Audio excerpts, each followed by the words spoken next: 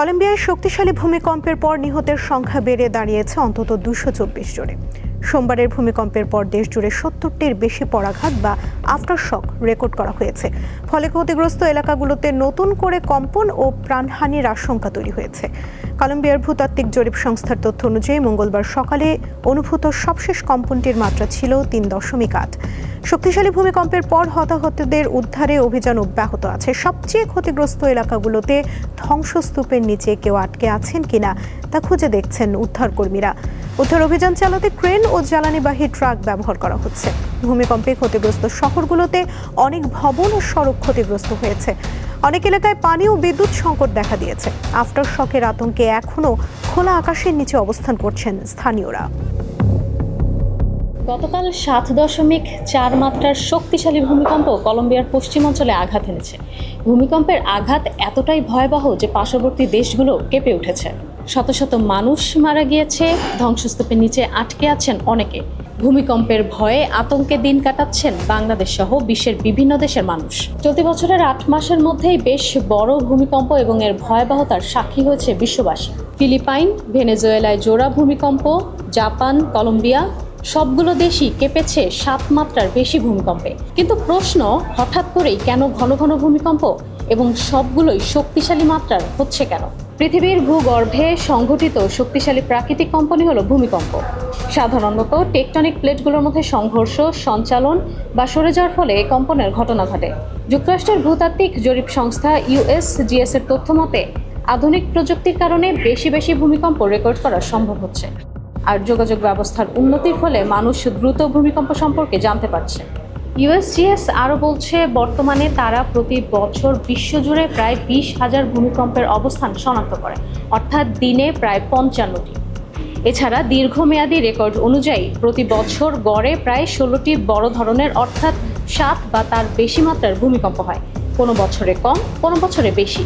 তবে গত 40 বছরের মধ্যে 12 বছরই এই সংখ্যা অতিক্রম করে বড় মাত্রার ভূমিকম্প বেশি হয়েছে। এখন মানুষের মনে প্রশ্ন উঠেছে, দিন দিন বড় মাত্রার ভূমিকম্প কেন বাড়ছে? জার্মানির জাতীয় ভূবিজ্ঞান গবেষণা কেন্দ্রের বিজ্ঞানীরা বলছেন, জলবায়ু পরিবর্তন এবং ক্রমবর্ধমান তাপমাত্রা ভূমিকম্পের সংখ্যা এবং তীব্রতা বাড়িয়ে দিতে পারে। বৈশ্বিক উষ্ণায়ন ও জলবায়ু পরিবর্তনের ফলে বরফ গলা ও সমুদ্র পৃষ্ঠের উচ্চতা বৃদ্ধি পাওয়ায় ভূত্বকের ওপর অতিরিক্ত চাপের সৃষ্টি হয়।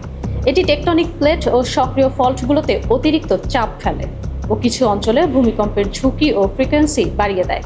বিজ্ঞানীরা আরও বলছেন, মাত্র কয়েক ডেসিমিটার সমুদ্র পৃষ্ঠের ওঠানামাই ভূমিকম্প ঘটানোর জন্য যথেষ্ট। অর্থাৎ চাপ যত বাড়বে, ভূমিকম্প তত বাড়বে। আর এ কারণেই উপকূলীয় অঞ্চলগুলোতে ঘন ঘন ভূমিকম্পের ঘটনা ঘটছে। এছাড়া ফ্র্যাকিং পদ্ধতিতে তেল ও গ্যাস উত্তোলনের ফলেও কিছু কিছু অঞ্চলে ভূমিকম্পের সংখ্যা বাড়তে পারে। ভূমিকম্প এমন একটি প্রাকৃতিক দুর্যোগ যার পূর্বাভাস দেওয়া কঠিন।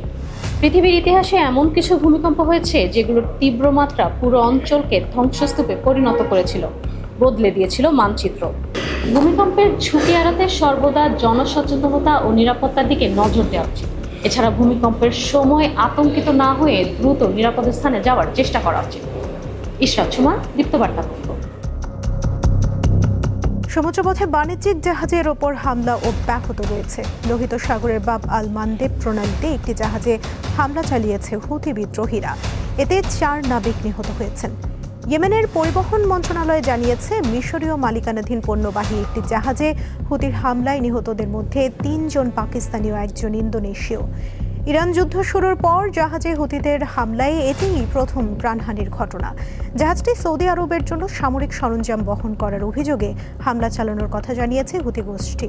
যদিও এ বিষয়ে কোনো বক্তব্য দেয়নি সৌদি সরকার। অন্যদিকে একই দিনে উপসাগরীয় ওমান সাগরে পানামার পতাকাবাহী একটি পণ্যবাহী জাহাজে হামলা চালিয়েছে যুক্তরাষ্ট্রের সামরিক বাহিনী।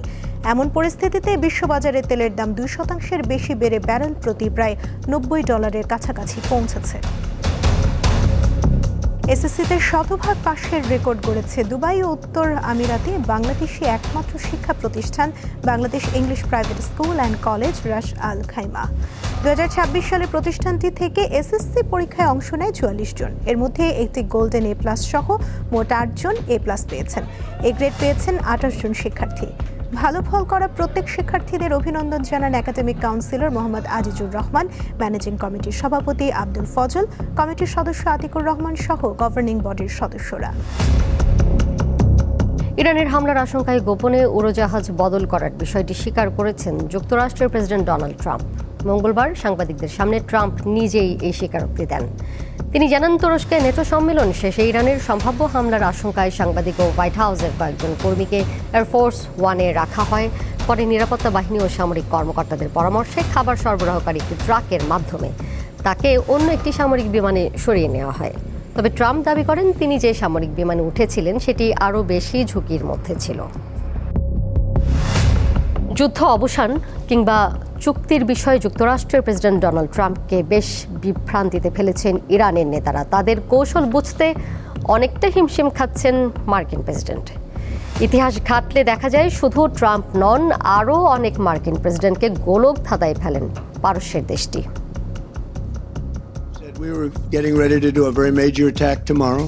ইরানের ওপর চরম ক্ষুব্ধ ট্রাম্প, কারণ ইরান নাকি তার সাথে অবিশ্বাস্য রকমের প্রতারণা করেছে। এমনকি সাংবাদিকদের তিনি এও বলেছেন যে ইরান তাকে বারবার রাগিয়ে দিচ্ছে। Getting ready to do ট্রাম্পের এই রাগই প্রমাণ করে তেহরানের নেতাদের বুঝতে কতটা হিমশিম খাচ্ছেন তিনি। possibly for a little while. প্রতিপক্ষকে চিনতে এবং তাদের দুর্বলতার সুযোগ নিতে নিজেকে ওস্তাদ মনে করেন ট্রাম্প, কিন্তু এক্ষেত্রে ইরানের নেতারাই তাকেই ঘোল খাইয়ে ছেড়েছে। Amazed. ট্রাম্প বলছে একটা তো ইরান বলছে উল্টোটা। ট্রাম্প হরমুজ প্রণালী পুনরায় চালু করতে চাইলেও ইরান তা নাকচ করে প্রণালীতে ফি আদায়ের দাবিতে অনড়। অর্থাৎ ট্রাম্পকে নিয়ে রীতিমতো খেলছে তেহরানের প্রশাসন। তবে ট্রাম্পই প্রথম মার্কিন প্রেসিডেন্ট নয় যাকে এমন গোলক ধাঁধায় ফেলেছে ইরান। 1979 সালে ইসলামী বিপ্লবের পর থেকে প্রায় প্রতিটি মার্কিন প্রেসিডেন্ট ইরানের জটিল ক্ষমতার কাঠামো এবং রাজনৈতিক নেতৃত্বের মানসিকতা বোঝার চেষ্টা করেছেন, কিন্তু তাদের বেশিরভাগই ব্যর্থ হয়েছেন, নয়তো বড় ধরনের রাজনৈতিক ধাক্কাও খেয়েছেন। কেউ কেউ আবার মারাত্মকভাবে ক্ষতিগ্রস্ত হয়েছেন। 1980 সালে তৎকালীন মার্কিন প্রেসিডেন্ট জিমি কার্টার তেহরানের মার্কিন দূতাবাস থেকে 52 জন জিম্মিকে মুক্ত করতে এক গোপন আলোচনার অনুমোদন দেন। কার্টার ভেবেছিলেন কিছু শর্তের বিনিময়ে তিনি চুক্তি করতে যাচ্ছেন, কিন্তু ইরানের তৎকালীন সর্বোচ্চ নেতা আয়াতুল্লাহ খোমেনি তা নাকচ করে দেন। এছাড়া 1985 সালে তৎকালীন প্রেসিডেন্ট রোনাল্ড রিগান লেবাননে জিম্মি মুক্তির বিনিময়ে ইরানের কাছে গোপনে অস্ত্র বিক্রির অনুমোদন দেন। গোপন লেনদেনের বিষয়টি প্রকাশ পাওয়ার পর এটি ইরান কন্ট্রা কেলেঙ্কারি নামে পরিচিত হয় এবং রিগানের প্রেসিডেন্সিকে সংকটে ফেলে।